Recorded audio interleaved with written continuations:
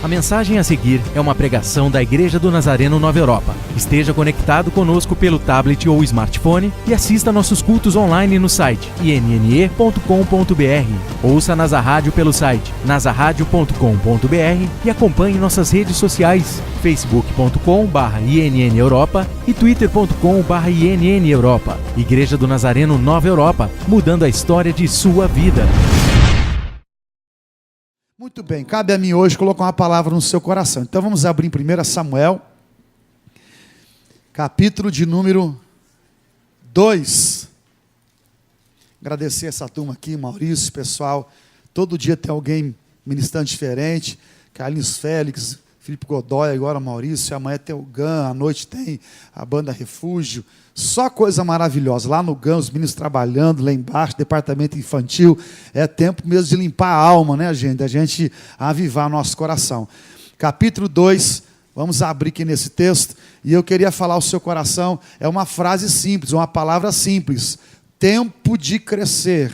Ok? Então, olhe para quem está pertinho de você e diga assim: maio é um tempo de crescimento. Diga, tempo de você crescer.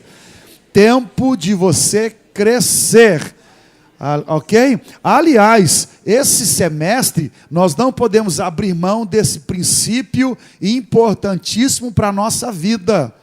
É um tempo onde nós escolhemos crescer perante os homens e perante Deus. Você podia dizer aleluia, querido?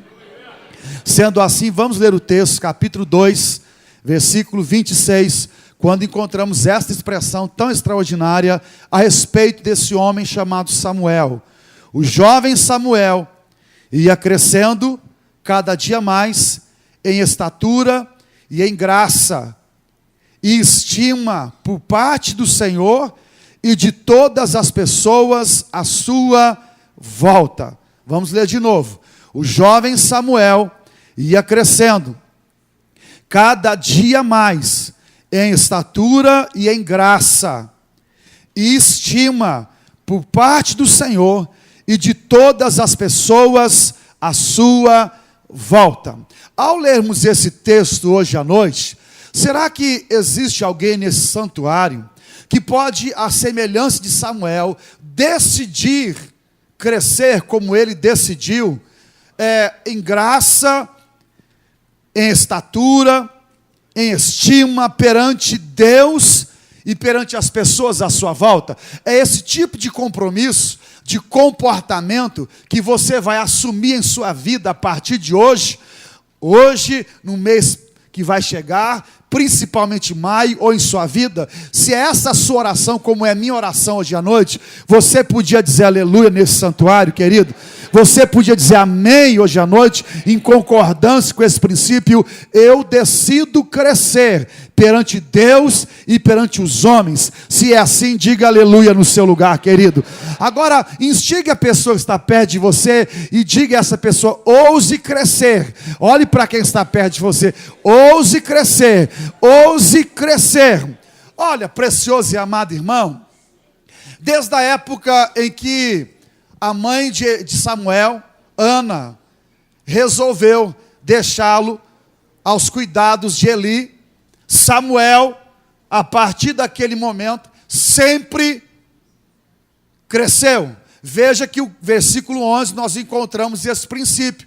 O menino ficou e começou a servir o Senhor sobre a mentoria do sacerdote Eli.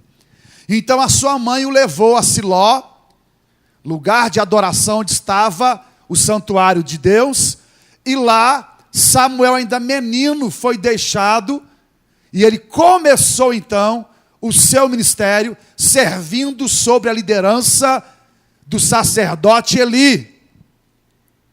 E a partir desse momento, nós ficamos encantados, porque em nenhuma situação adversa, Samuel deixou de crescer, de acumular graça diante de Deus, impressionando o coração dos homens e sendo bem-sucedido naquilo que ele realizava. Você pode observar que no capítulo de número 3, nós vamos encontrar essa expressão que diz respeito a sua vida. Então ele crescia, e assim foi durante todo o seu ministério. Lá no versículo 19, você observa esse fato. Enquanto Samuel crescia, o Senhor estava com ele, e fazia com que as suas palavras, ou as palavras do jovem, se cumprissem. E todo Israel, de Dan a Berseba, reconhecia que Samuel estava confirmado como verdadeiro profeta do Senhor.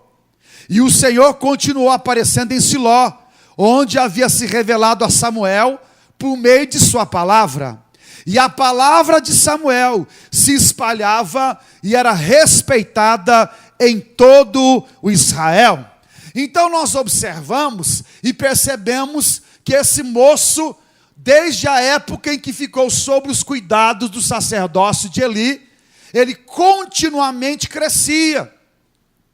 E isso a despeito daquilo que ele estava encontrando perante os seus olhos, a despeito da crise que havia se estabelecido no coração da nação de Israel.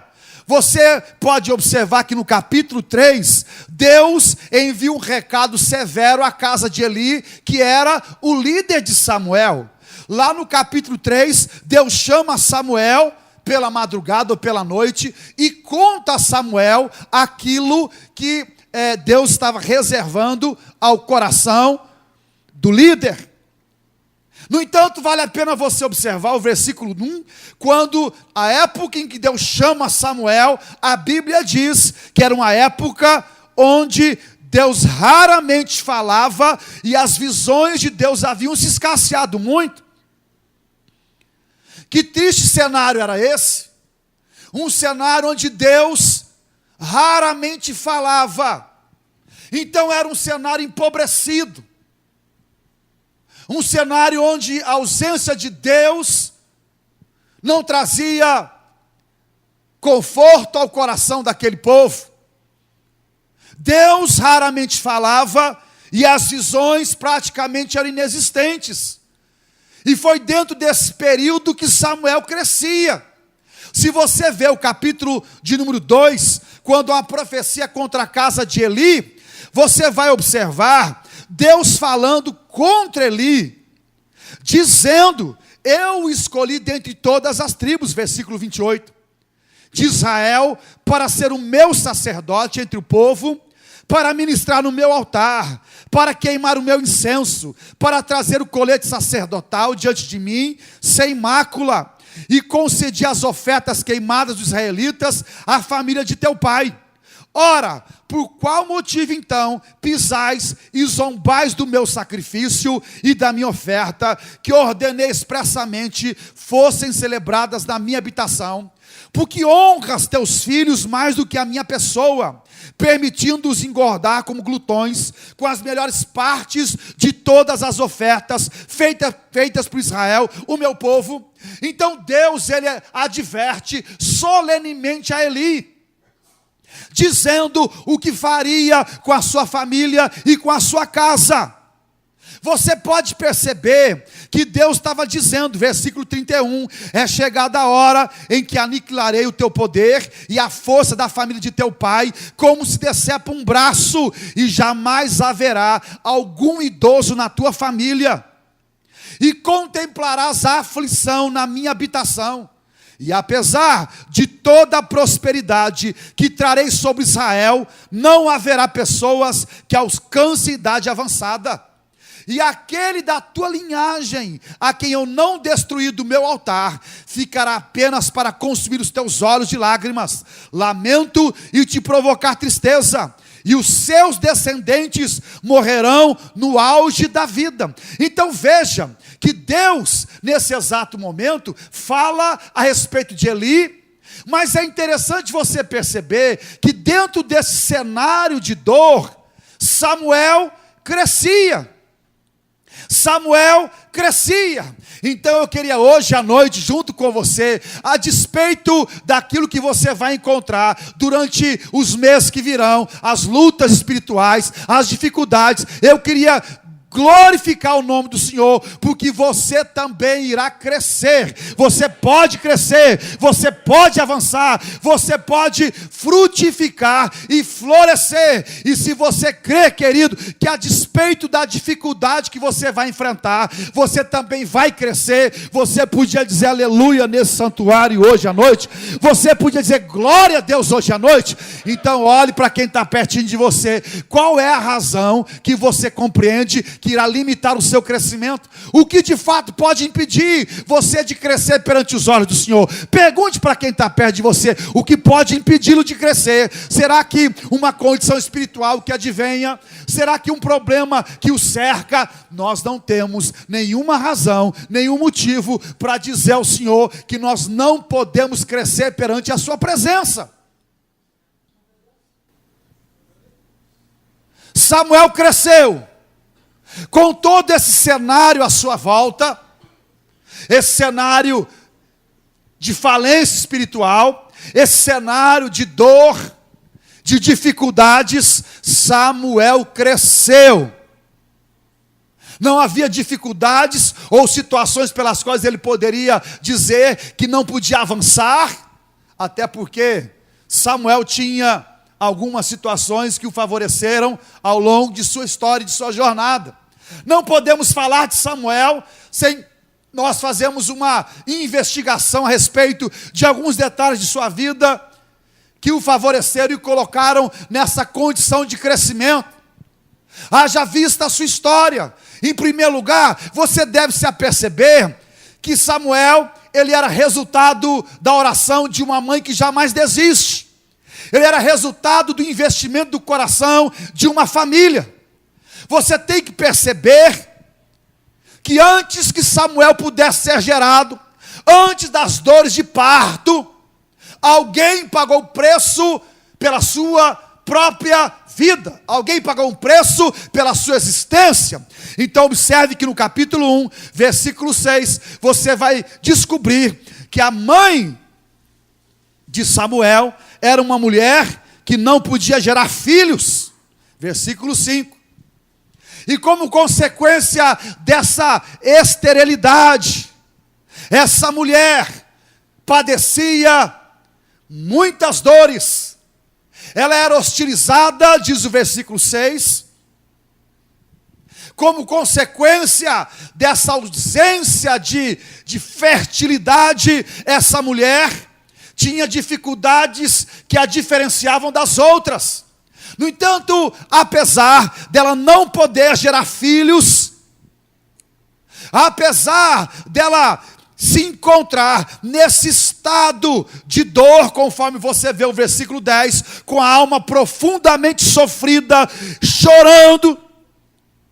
No versículo 15, após uma conversa com o sacerdote, você a descobre uma mulher tomada pela amargura.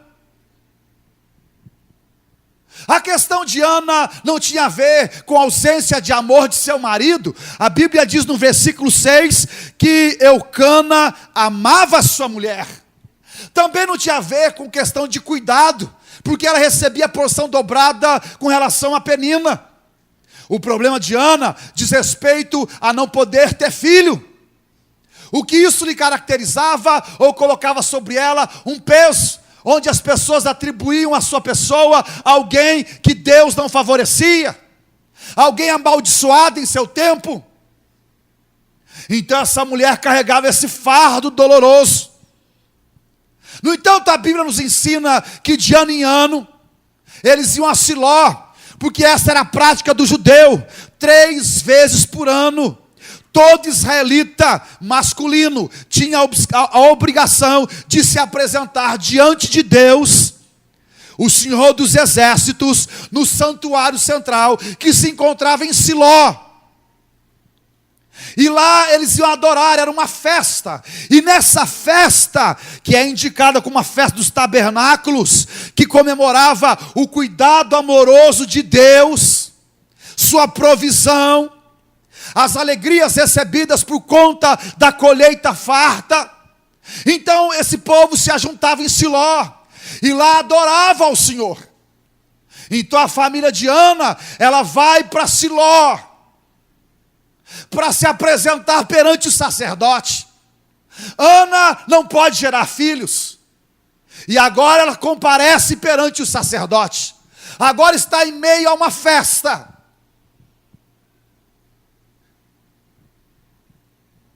A nação de Israel se alegrando, festejando. E a Bíblia diz que essa mulher simplesmente, por não poder ter filho, ela se prostra perante o altar de Deus. Ela ora. A Bíblia diz, versículo 10, que Ana então ora. Em Siló ela orou. Ela foi buscar a face de Deus em oração. Simplesmente foi fazer uso, recurso, que nós não podemos abrir mão em hipótese alguma em nossa vida. Ana orou. De fato, o que é que Ana poderia fazer diante de tamanhas impossibilidades? Ela não podia gerar filhos, ninguém podia auxiliá-la. Aliás, esse estado e condição fora lhe dada pelo próprio Deus. Mas ela ora para que Deus mudasse a sua sorte, para que Deus mudasse a sua história. E por que orou? Por que é que nós estamos aqui hoje à noite? Porque estamos em aliança com Deus, profetizando, falando. Por que é que nós estamos aqui hoje à noite, erguendo as nossas vozes, para falar do mês que ainda vai nascer, para falar da família? Por que é que nós oramos? Oramos é porque Deus ouve, oramos é porque Deus responde, oramos é porque Deus muda os prognósticos da vida, oramos porque Deus abre porta, oramos porque Deus ouve, e se ouve é porque está vivo. Nós oramos porque Deus é um Deus que pode resolver. De outra maneira não estaríamos aqui, de outra forma não falaríamos com Ele, de outra maneira não interagimos com Ele. Nós oramos e buscamos a sua face, porque Deus é um Deus que responde. Por que razão Ana orou e contou a respeito de sua dor, a respeito de suas lágrimas, a respeito dos seus problemas, a respeito do que ela precisava? Ela falou com Deus, porque Deus pode resolver a história, a nossa vida, Ele pode resolver. E se você veio aqui nesses dias, veio nessa noite, e se você tem orado, saiba de uma coisa: Deus é um Deus que responde às nossas orações. E se você crê nisso hoje à noite, você podia levantar uma de suas mãos e dizer aleluia hoje à noite, porque nós oramos, porque Deus responde. Ana estava lá. Parece que é um momento de contradição, de contraste em Siló. Enquanto muitos estão se alegrando, Ana está chorando. Enquanto muitos tinham motivos para se alegrar, Ana estava entristecida. Mas era por um tempo só de sua vida. Lá está Ana, orando por uma situação que ela não podia resolver, mas que Deus podia resolver. Por algo que ela não podia alcançar, mas a mão de Deus podia lhe trazer. Por algo que ela não podia abrir, mas Deus podia abrir a seu favor. Então essa mulher ora e chora e faz um voto a Deus: se o Senhor me abençoar, me dando um filho que é o filho da promessa, então eu o consagrarei ao Senhor por todos os dias de sua vida. Versículo 11: e eu o dedicarei, e ele será teu servo para todo sempre. Ela está em Siló chorando. Mal podia imaginar essa mulher. Veja que Ana nos ensina um princípio fascinante. Veja, você observa o versículo 6, ela foi hostilizada por uma rival, mas ela não deixou de orar. Ela estava entristecida, diz versículo 10, mas não deixou de orar. Ela ora silenciosamente, versículo 13, o sacerdote olha para ela, e a sua oração é uma oração silenciosa, mas mesmo em meio ao silêncio, ela está orando. Ela é mal compreendida pelo sacerdote, mas está orando. As pessoas estão fazendo festa, mas Ana está orando. Ela ela ora em meio à tristeza, ela ora em meio ao silêncio, ela ora em meio às dores. Ana está tendo dores de parto, se preparando para aquilo que Deus iria fazer em sua vida. Por que é que nós abandonamos a oração, irmãos? Achamos que o choro é razão para não se orar, achamos que a dor é razão para não se orar, achamos que ser mal compreendido é razão para se brigar. Mas Ana está orando, ela ora, ela fala com Deus, ela luta, ela está gerando um sonho. E é impressionante você ver, não ia demorar muito, mais tarde, Ana ia voltar para Siló outra vez, Ana ia comparecer perante Eli outra vez. Nessa época, ela estava chorando, mas o choro seria trocado pelo júbilo, ela ia ainda voltar outra ocasião, ela teria outra oportunidade, a vida ia seguir, meu irmão, mas ao passo que a vida ia seguir, Ana tinha essa convicção de que Deus ia abrir uma porta especial. Veja só, o tempo passou, Eucana se deitou com Ana, diz a Bíblia, versículo 19. E Deus se lembrou de Ana. Versículo 20, e ela engravidou. E ela engravidou. Ela engravidou. E ela engravidou. Você podia glorificar o Senhor, querido, hoje à noite, porque Deus, Ele pode fazer você engravidar dos seus sonhos. Você podia dizer aleluia hoje à noite. Deus pode trazer à existência aquilo que você tem orado. Deus, Ele pode abrir portas que você não imagina. Ana, ela engravidou. Agora veja o que diz o versículo 28 do capítulo 1. Agora o tempo passa, Samuel é desmamado, e agora Ana chega de novo perante o sacerdote Eli, versículo 27. Então quando ela se encontra com Eli, ela diz: meu senhor, tão certo como tu vives, versículo 26, eu sou aquela mesma mulher que esteve aqui contigo orando a Deus. O senhor lembra, eu cheguei um dia aqui em Siló, cheia de pranto, de amargura, de tristeza. Naquela ocasião eu suplicava por uma bênção, por um menino, por essa criança. Eu não tinha, eu estava amargurada, eu não conseguia sequer pensar que o senhor tinha algo especial para a minha vida. Mas olhe, sacerdote, por esse motivo, por essa razão, eu orava, e agora eu trago na tua presença o resultado da minha oração. Aqui está o menino pelo qual eu orava, aqui está o resultado da minha oração, versículo 28, por esse motivo eu orava. E agora diz o capítulo 2, olha como Ana está.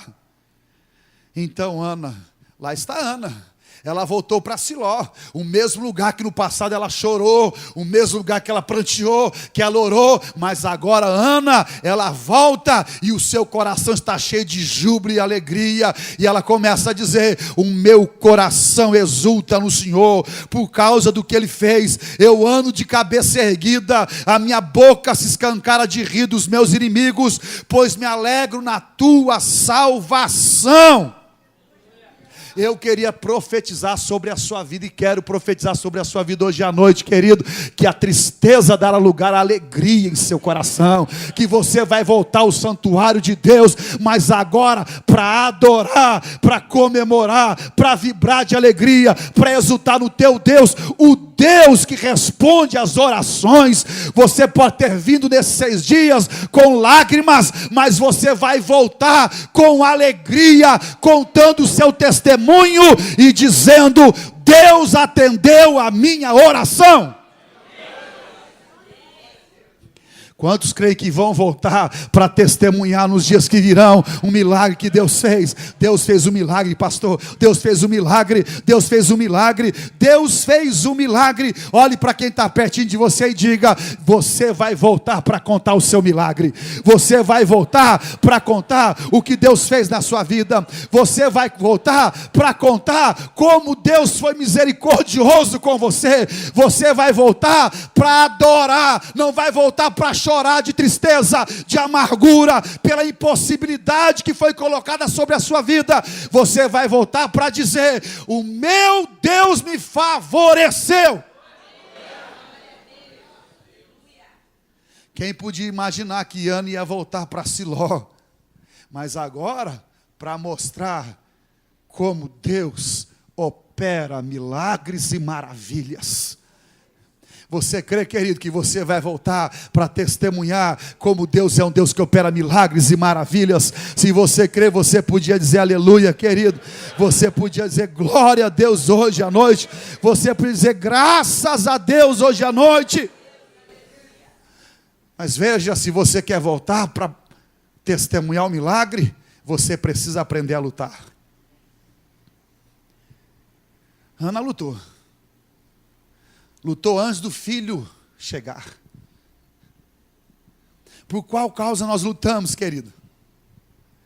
Lutamos às vezes em minhas lágrimas, em minha tristeza, em minhas contradições, as hostilidades. E se é assim que você tem lutado, anime o seu coração, porque foi assim que a mãe de Samuel lutou. Foi assim que ela perseverou. Foi assim que Deus ouviu e atendeu a sua voz.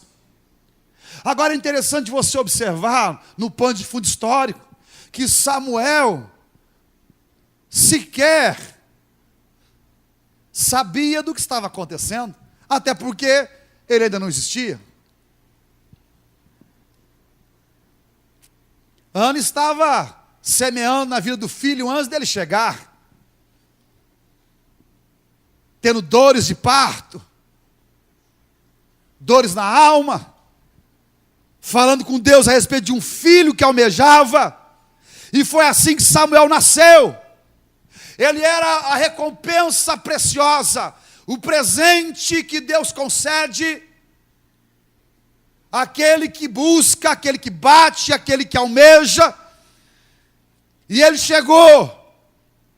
Podia até conhecer a história relatada pela mãe ou pelo pai, de como foi que Deus operou o milagre, e de como a sua mãe o ofereceu para servir ao Senhor. Podia saber desses detalhes, mas o fato de saber de fatos a respeito de sua história não traria para ele o gosto, nem a percepção do quanto foi duro ele ser gerado, do quanto foi trabalhoso, operoso a sua mãe o gerar. E isso é extremamente fascinante na história de cada um de nós.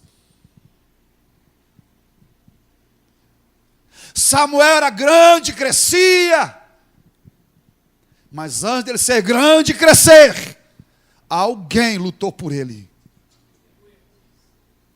Alguém semeou em sua vida.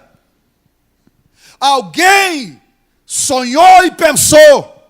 Alguém pediu a Deus. Não era resultado do acaso, de sua própria essência ou pensamento, embora ele teve que aprender a lutar também. De quando em quando nós ficamos impressionados um pouco com o andamento das coisas. Esses dias, com o reverendo Danilo e o reverendo Solomon, fiz algumas perguntas. Eu disse, olha, eu estive na África um tempo e eu fiquei impressionado como as pessoas tratam os mais velhos. Não importa se é 1 ou 2 anos a mais, mas sempre que há alguém mais velho, o mais novo, ele tem uma admiração e respeito que nos impressiona. Principalmente quando é um idoso, é um pai, é um líder. Eu me recordo quando estive na aldeia, nós cantávamos numa aldeia, e era uma festa, mas a anciã não estava. Quando ela saiu do seu lugar, de um casebre, e ela começou a vir para onde estávamos, a aldeia parou, e foi em direção àquela senhora, e a cercaram, e vieram cantando e trazendo ali minhas músicas, e ela veio com uma criança no colo, que não era seu filho, nem seu neto, era filho de uma das mulheres da aldeia, um bebê que estava com um problema auditivo e chorava sem parar. Mas em meia dor do bebê, o bebê foi ser cuidado pela anciã e não pela mãe. Porque é uma visão de que alguém que sabe o caminho melhor do que o de baixo. Então eu perguntei ao reverendo Solomon, e falei de minha admiração. E ele me disse, é porque em nosso país, nossa cultura, há uma lei e uma regra. Você é, porque antes de você ser, alguém foi. E se você é porque alguém pagou preço antes. Você é porque eu sou. Você pode ser porque alguém foi antes. E isso nos impressiona.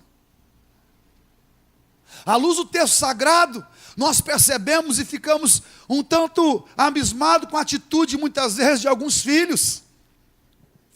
E com a dimensão da insensatez que eles possuem. E da ausência da compreensão de fazer uma análise a respeito da vida. Note o capítulo 6 de Gênesis, por exemplo.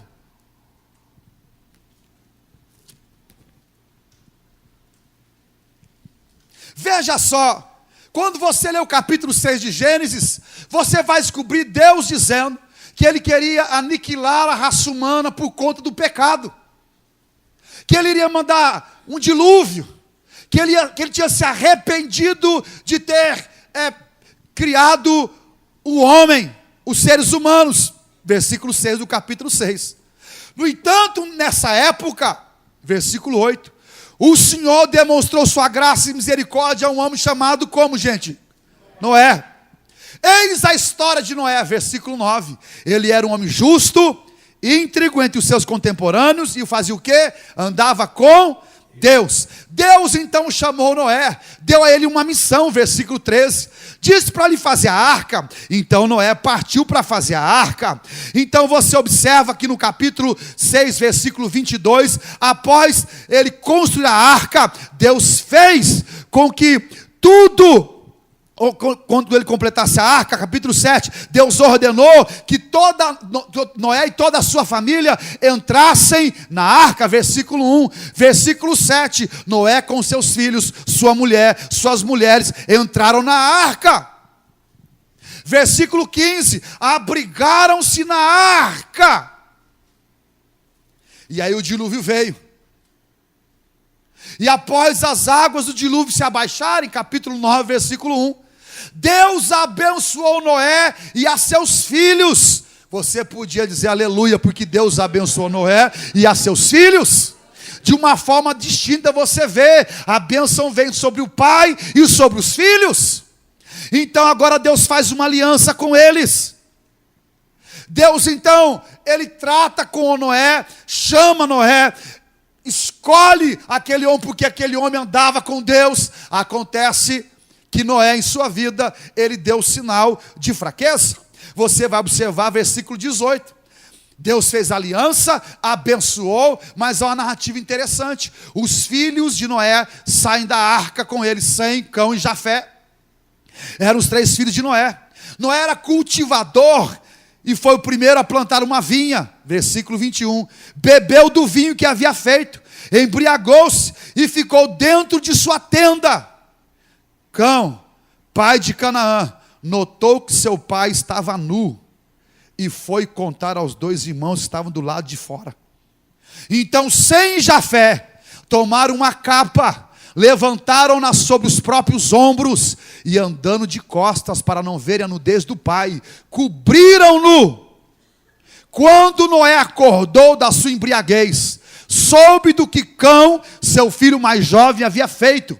Então esbravejou Noé: maldito seja Canaã, escravo de escravos será para seus irmãos. E acrescentou: bendito seja o Senhor, o Deus de Sem, e seja Canaã seu escravo. Que Deus amplie o território de Jafé, habite ele nas tendas de Sem, e seja Canaã seu escravo. Meu irmão, Cão, Sem, Jafé estavam vivos, protegidos por conta da vida de Noé.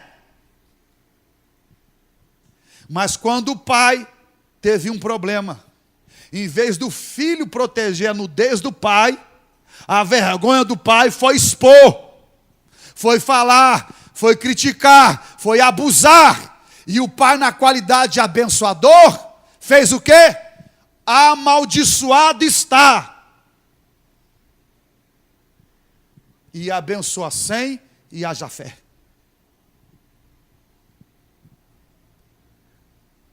Às vezes nós não temos a compreensão de que nós somos porque alguém foi. Ontem nós brincávamos um pouco, falando de meu pai, que papai canta desafinado. Mas você não sabe até o peso que é para falar esse assunto. Você não imagina. E como isso remoe em nossa alma quando pensamos nisso. Porque é por conta dessa canção desafinada é que nós estamos de pé. É por conta dessas orações à noite é que a nossa vida ela é totalmente amparada e é diferente. Então, antes de ser, alguém foi. Você pode até não ter gostado de como foi, mas foi Deus quem permitiu que você chegasse com um propósito para a glória do seu nome, para que você crescesse e ajudasse outros, e não fosse fruto do meio, mas fruto da graça de Deus. Porque alguns, a bem da verdade, eles são frutos da graça e da graça abundante do Pai. Mas o fato é, precioso e amado e querido irmão, que alguém foi antes de nós. É por isso que quando você pensa de estar aqui hoje à noite, glorificando o nome do Pai, do Filho e do Espírito Santo, você deve se lembrar que você só pode estar aqui porque um dia Jesus Cristo de Nazaré pagou um preço para que você pudesse ser a imagem e a semelhança do Deus vivo. Sem Ele, você não podia estar aqui, meu irmão. Sem Ele, você não podia glorificá-lo. Sem Ele, você não tinha acesso ao Pai. Sem Ele, você não podia sequer pensar em céu, em eternidade, mas Ele se entregou por amor de cada um de nós, e hoje nós podemos dizer, eu sou tudo aquilo que a Bíblia diz que eu sou, eu posso tudo, eu tenho tudo, mas para você ter tudo, Ele teve que padecer em amor a seu favor. Samuel era um homem extraordinário, mas antes dele ser um homem extraordinário, ele teve alguém que foi antes dele. Quantas lutas, meu irmão, que nós sequer sabemos que os nossos líderes, os nossos pais travaram a nosso favor e que nem chegaram à nossa vida. Por conta do ministério, Paulo disse, eu tenho dores de parto até agora. Bem da verdade, hoje à tarde, recebi um telefonema de uma família preciosa da igreja, dizendo, pastor, corre aqui no hospital, porque a nossa filhinha teve convulsão, está internada, está no balão de oxigênio.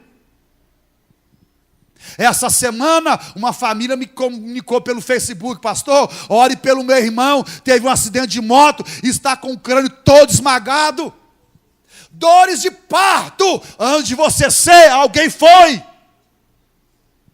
Você foi gerado porque alguém está lutando, meu irmão. Você tem que aprender a honrar e a glorificar o nome do Senhor. Se você está em pé, tem gente que paga preço para isso. Lá estava Samuel, servindo, estava lá. A sua vida não era um ponto de contradição, absolutamente.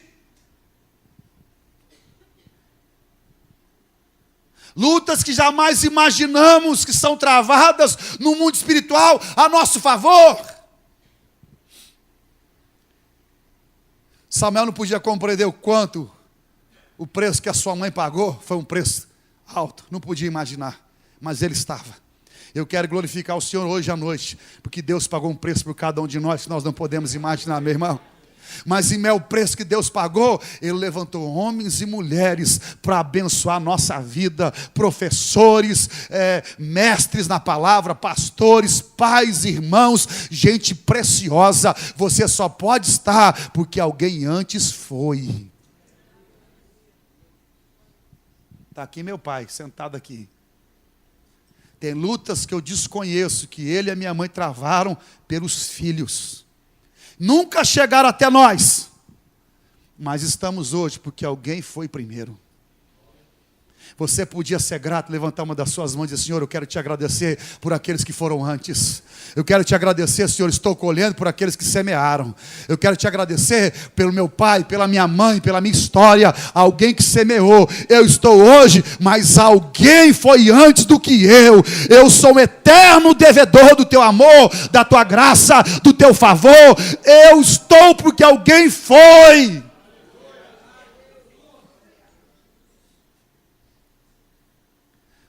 Contei para vocês o ano passado, quando o pastor Collins ligou dos Estados Unidos para nos abençoar antes de falecer. Diz: meu filho, pelo Skype, eu estou ligando, porque antes de partir para a glória, eu quero te abençoar. Nós estamos porque alguém antes foi, meu irmão.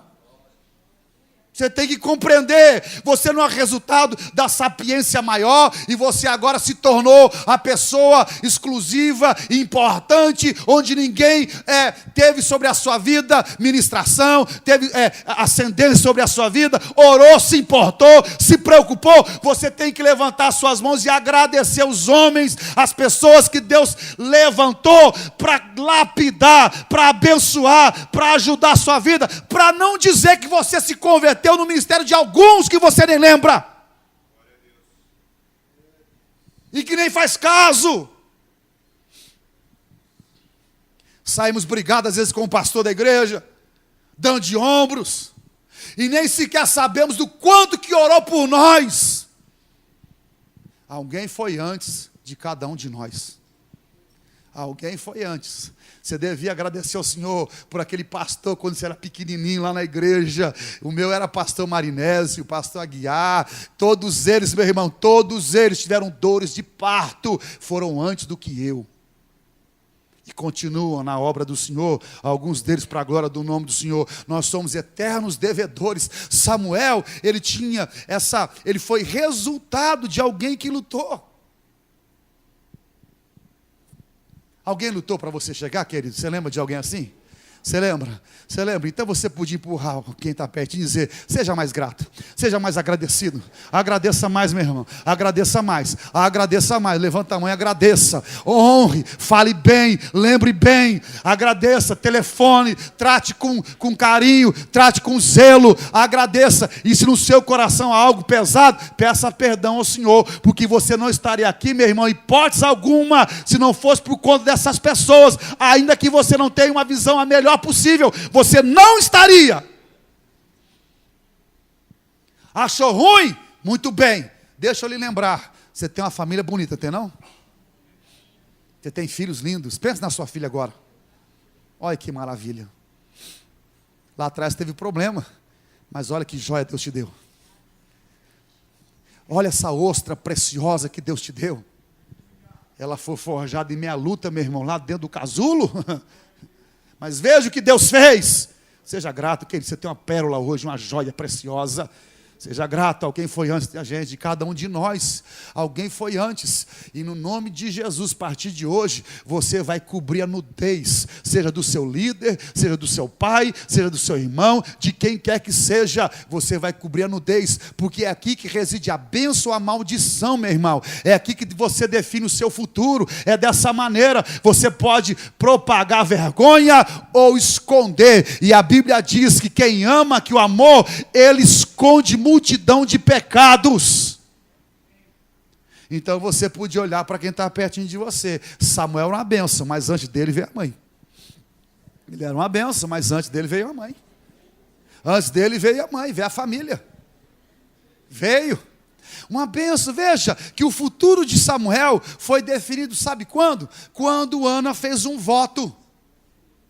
Isso não é interessante se pensar? Que o futuro de Samuel foi definido na oração, quando a sua mãe disse assim: olha, se o Senhor me der um menino, todos os dias da vida dele, ele vai viver na igreja. Ele vai abrir a porta da igreja, ele vai acender a luz do templo, ele vai limpar o tapete, ele vai carregar as bíblias, o inário, ele vai carregar o órgão, ele vai trabalhar na mídia, ele vai abraçar o pastor, vai receber os irmãos. Todos os dias da vida dele, Samuel vai viver e morar no templo. Senhor, nós acordamos sobre isso. Samuel nem está participando da conversa, mas já estamos definindo, ajustando a vida dele para sempre. Fechado. Aí Samuel nasce. Bom, eu vou ser agora... Não, Samuel, você não vai ser nada. Nós já decidimos o seu assunto. Mãe, papai já está te levando para a igreja. Você é menino, mas você vai ficar lá com Eli. Todos os dias de sua vida. E uma vez por ano, mamãe vai lá te visitar e vai levar para você uma estola sacerdotal pequena para te vestir. Do ponto de vista nosso, Samuel usufruiu muito pouco do amor de sua mãe ou de sua casa. Pouco, mas foi assim que foi decidido. Ele não se indispõe, ele cumpre com aquilo que Deus havia permitido, com aquilo que a sua mãe havia definido para o seu futuro, e assim a sua vida segue, e ele continua crescendo. Ele continua crescendo. Ele continua crescendo, ele continua crescendo e crescendo. Ele não permite que a distância do pai, ou as decisões que alguém tomou por ele a respeito do futuro, o impeça de ser uma bênção onde ele foi semeado. Eu não tenho muito direito de escolha. Alguém definiu, alguém já apontou, que seja assim para a glória do Senhor, e assim será. Esse jugo é imposto, e se é que é um jugo imposto pela própria família, ele não tem muitas opções, ele tem que seguir. Mas quantas vezes, meus irmãos, esse tipo de situação, de condição do futuro, ela é imposta por nós, por uma situação de trabalho, por uma situação de ministério, por uma enfermidade, onde ficamos limitados e não temos muitas opções, ou só uma escolha, que é da sobrevivência e de fazer a diferença onde Deus nos colocou. Vida decidida, definida.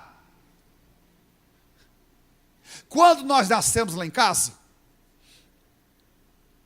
meu pai está aqui, santo homem, ele pegou cada filho e fez uma oração. A mesma oração para o senhor Josimar, Edmar e Alexmar, que foi o que Deus mais trabalha.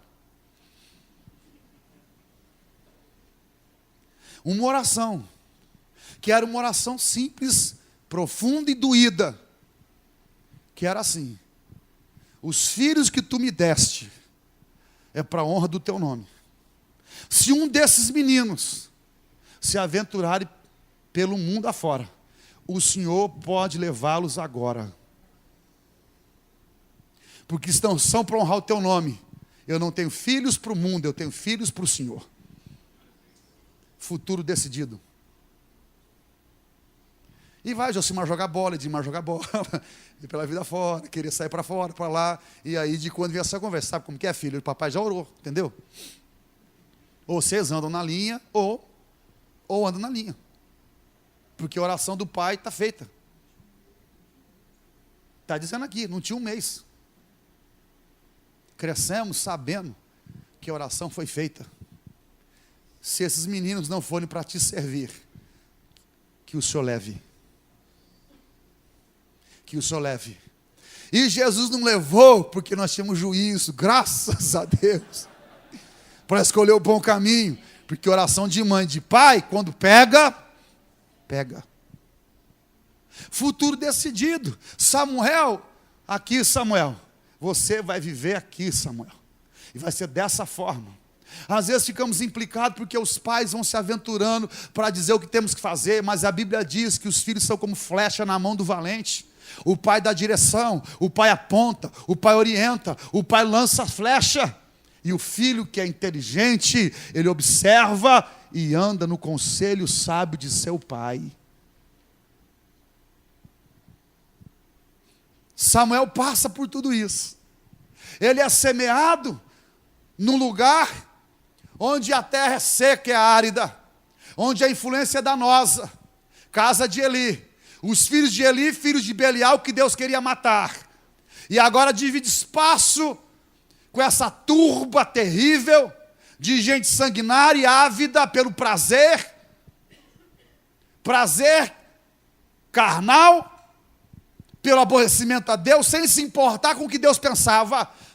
Eu não sei se Ana sabia quem era a família de Eli, ou se ela fez um voto a Deus e estava tão confiante na provisão divina que não se preocupou se a família de Eli iria influenciar o seu filho para o erro. Eu penso que Ana estava cheia de fé, porque o Deus que me deu esse menino é o Deus que vai cuidar dele durante a sua vida.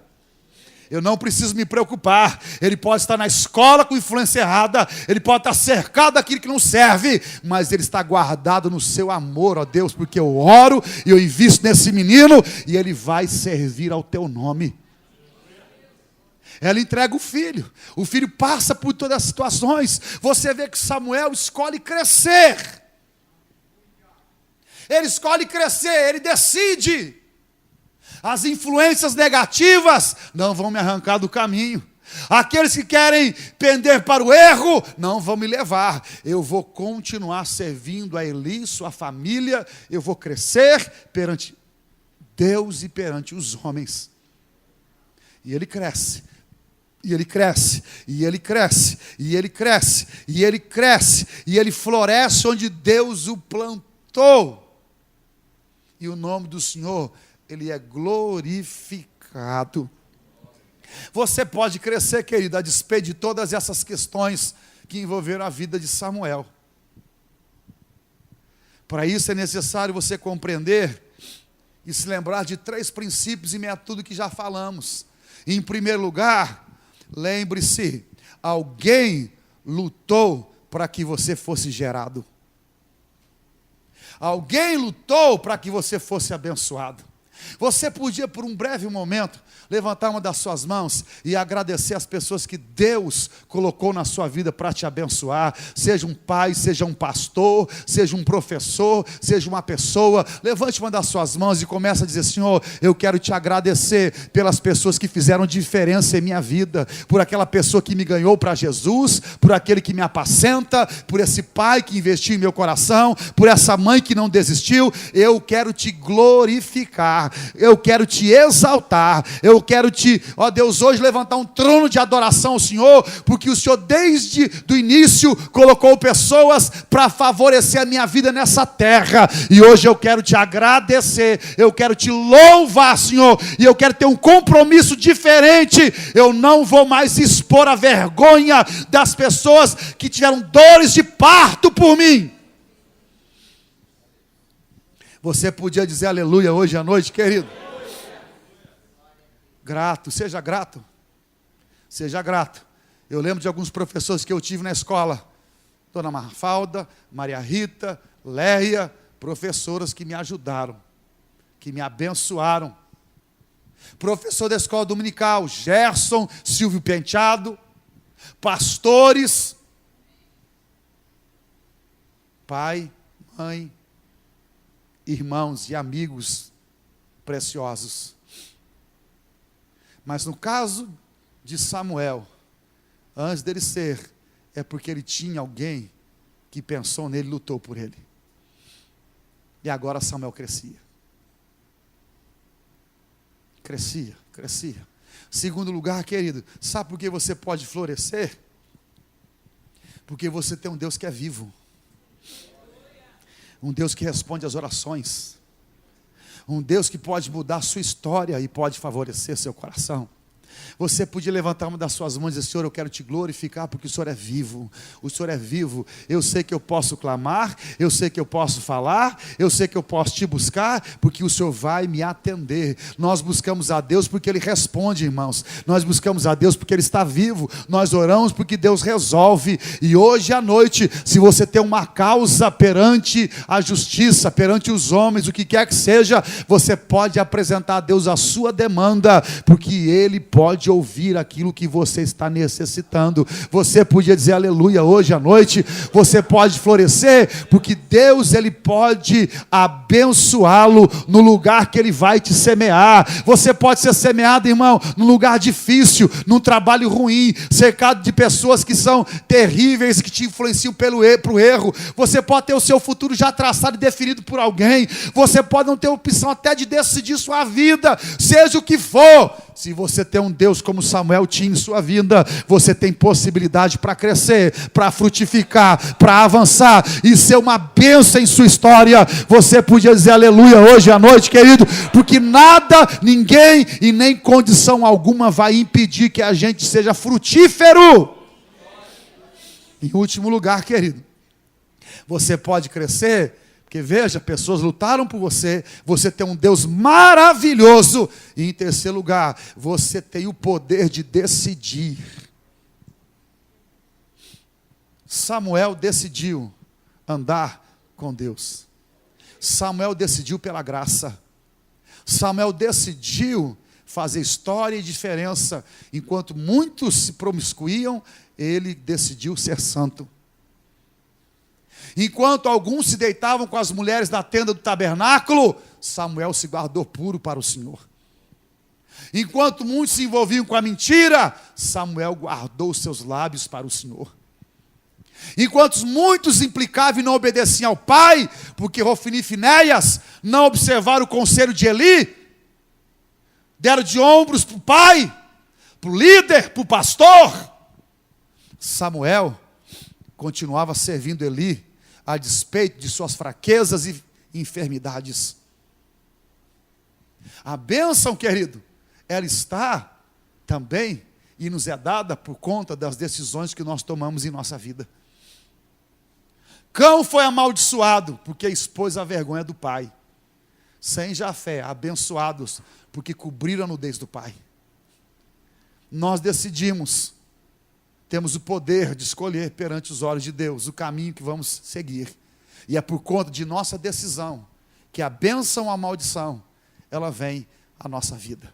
Por isso que o Senhor disse: eis que põe perante vós a bênção e a maldição. Escolhe, pois, o caminho da bênção para que vivais perante a minha face.